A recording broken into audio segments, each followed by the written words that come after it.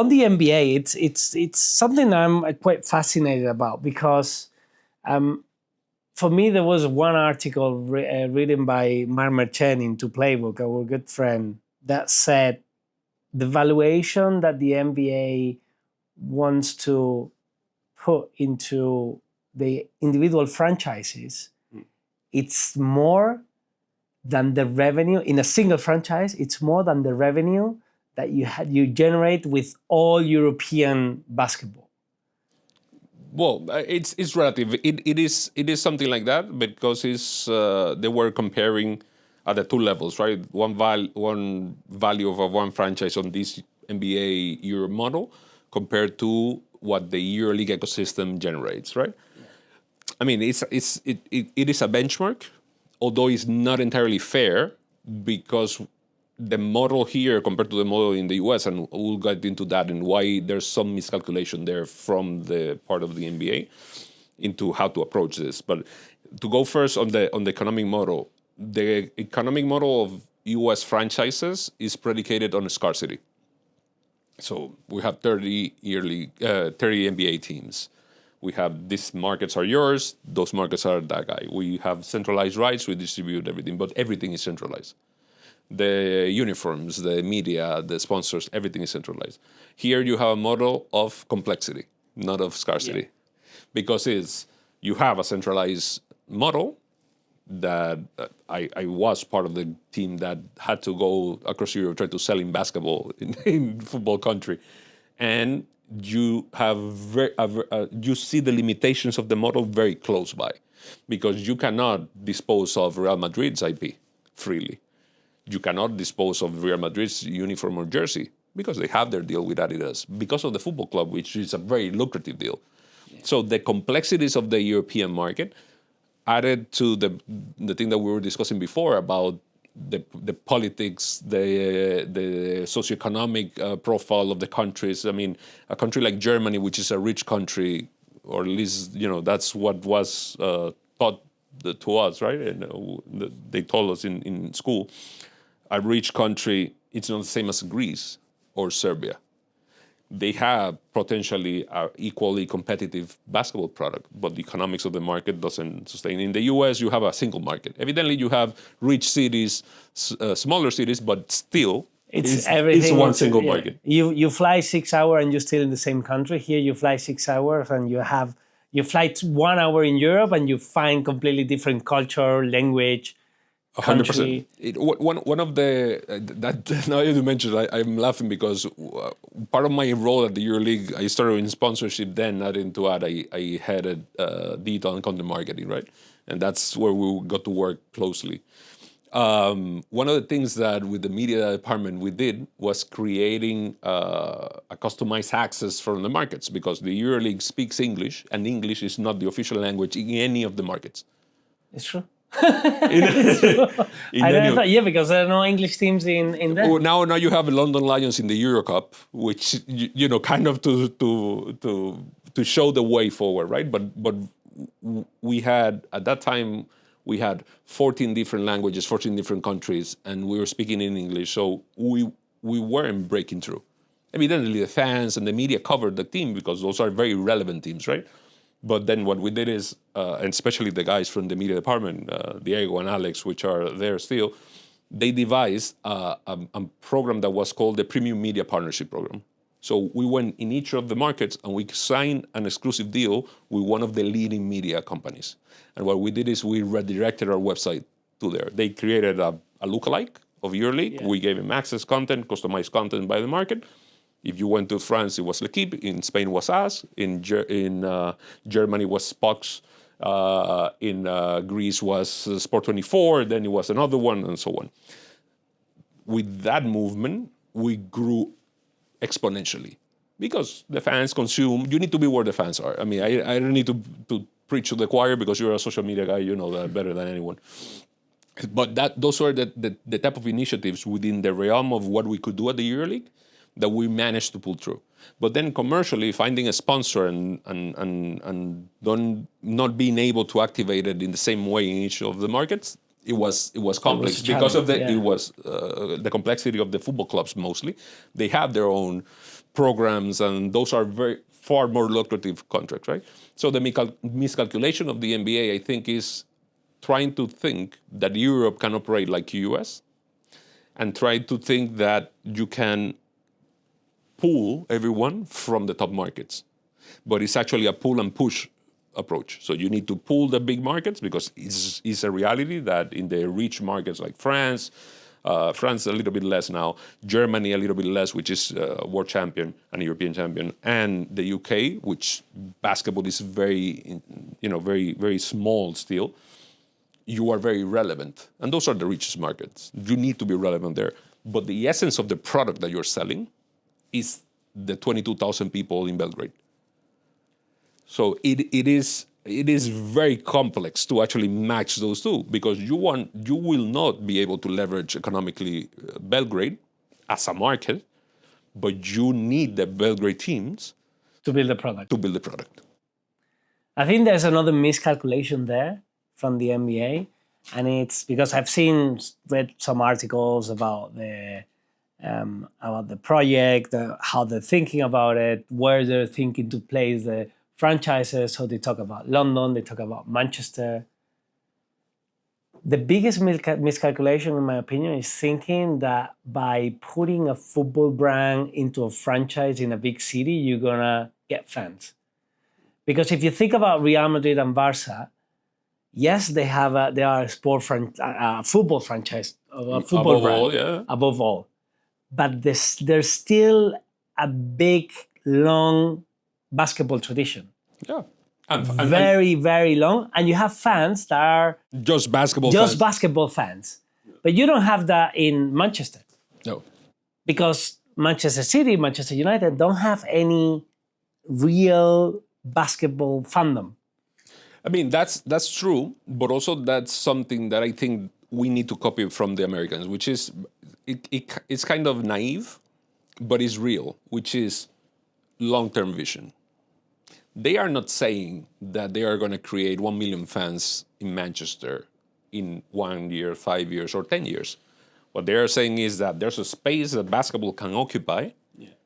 So you can start today, and let's see in the next 25 years. EuroLeague is 25 years old. People thought that it wouldn't last 1 year.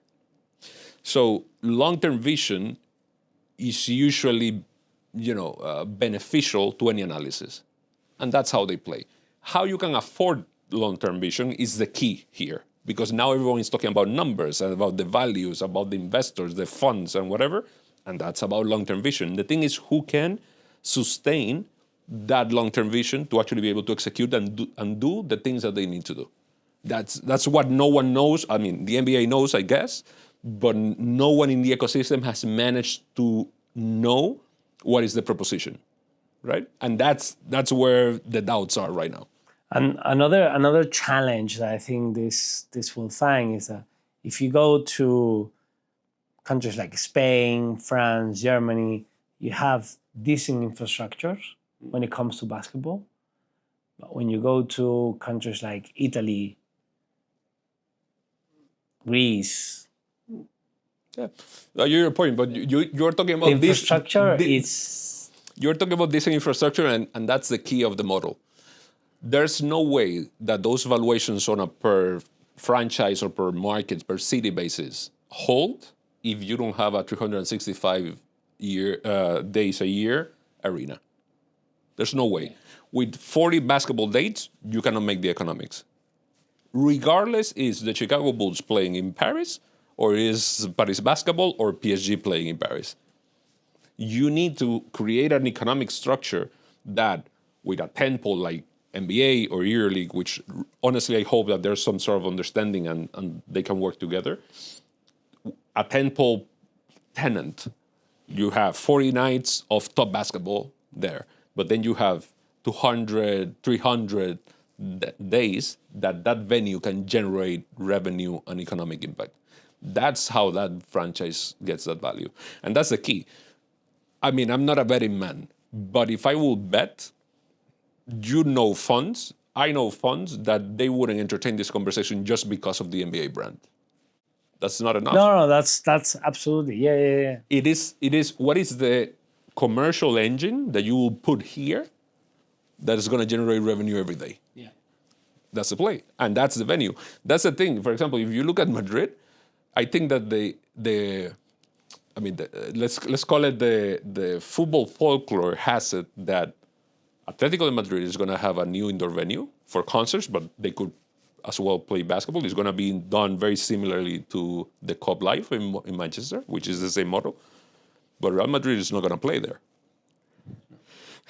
Never. Never.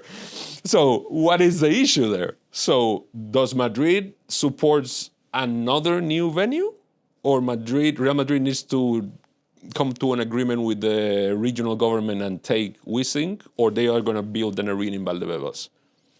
Something's got to give, because the model for the new frontier of revenue in basketball goes 100% through that. And we're seeing that in football already, which we always talk about this. We are like 15 years behind US. This is what is happening in the US, or has happened in the US, and we're seeing how it is going to play out. The key here is how you balance the license to play the NBA/EuroLeague with a new venue, with a great brand that people can resonate, and the economics to fund that for at least 10 years until you get a footing. Mind you, FC Bayern München, when they came back to basketball, it was a non-existent basketball brand. They had, like in the 50s or something. They did it the right way. Today, that's why they are one of the shareholders of the EuroLeague, and they are one of the few that are profitable. They build it from the ground up.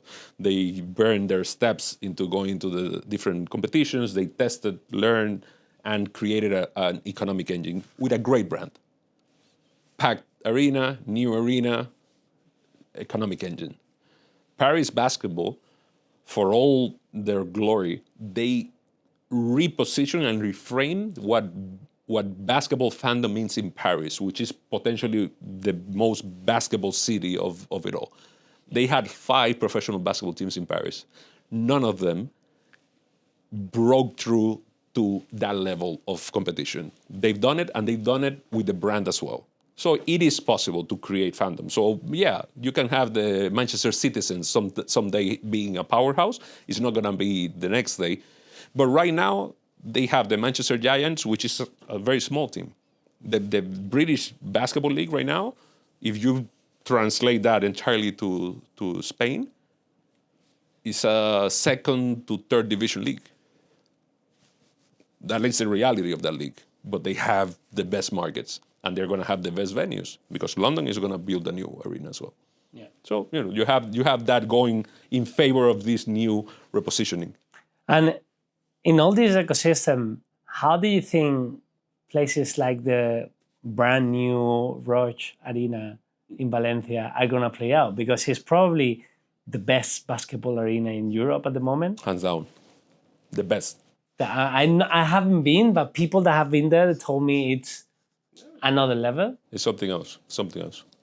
But I don't think Valencia is in the plans of the NBA at the moment to be one of the franchises. I mean, to be honest, I don't think the concept of franchise as well is going to be what gets a hold.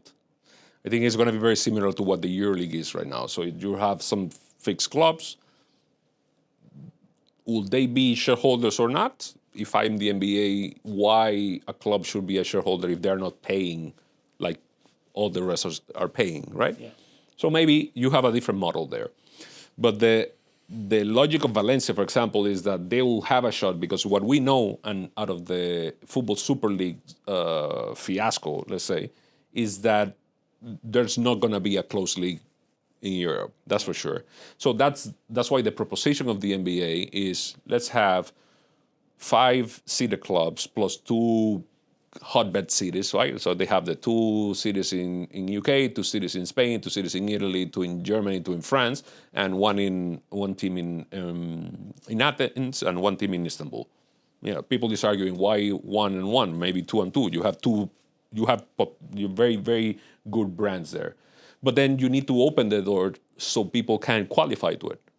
If not, there will be a contradictory to the leitmotif of FIBA and what they argue against the EuroLeague.